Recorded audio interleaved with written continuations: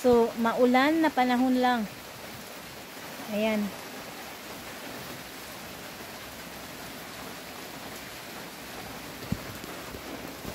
So, maulan gid siya lang.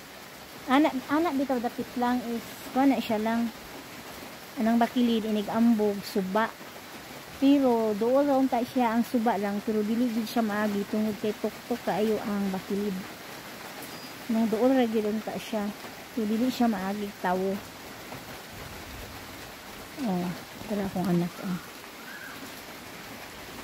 So, lami siya tamnan, anig ko ano. Mga gulay, gubo na muna. Kana. Para tamnan ako siya gulay. Kay mas okay dali og kuan ka, mag-garden ka lang kay kuan lang kanang dool ra ba nara ka anin magkuan si mong garden kung dito bang good mag-hike pa ka.